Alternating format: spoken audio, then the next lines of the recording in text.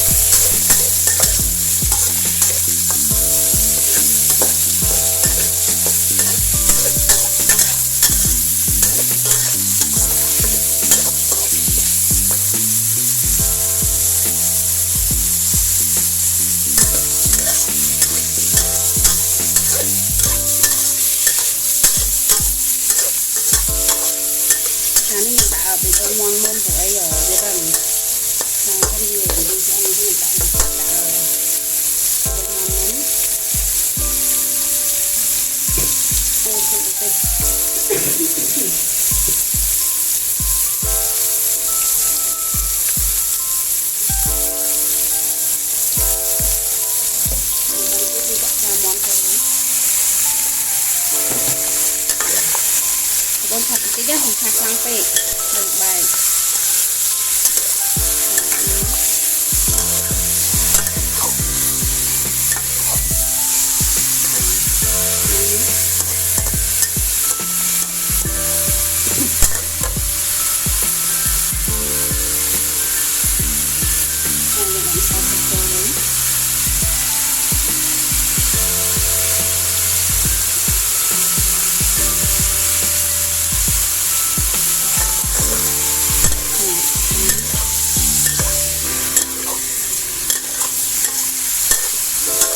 យើងប្រើពេលវេលាថាជា10នាទីបងប្អូនបានញ៉ាំមក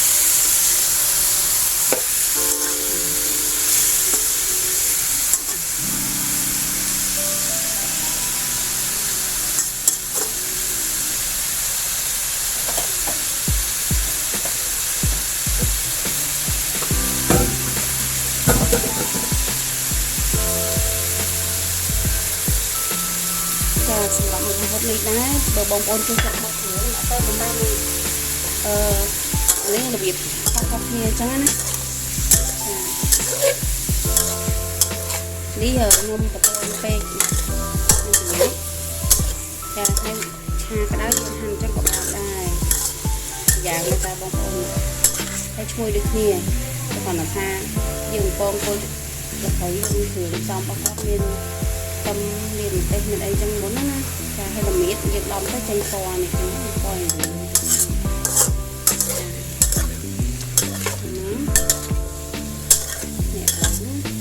របស់យើងចាប់តាមយើង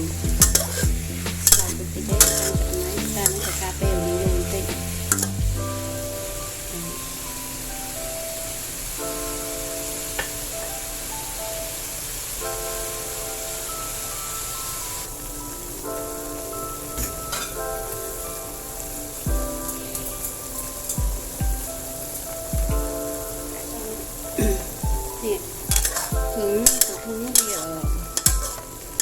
វាយើងឆ្អិនតិចយើងច្រៃវាចាប់ដល់នេះដែរដើម្បីរងាស់វាស្ងួតទឹកហ្នឹងណាបងប្អូនចាឥឡូវខ្ញុំចូលវិញសិនពួកអីឲ្យវាឆ្អិនល្អក្នុងបើយើងឆ្អិនល្អចឹងខ្ញុំសុំចូលវាសិនចា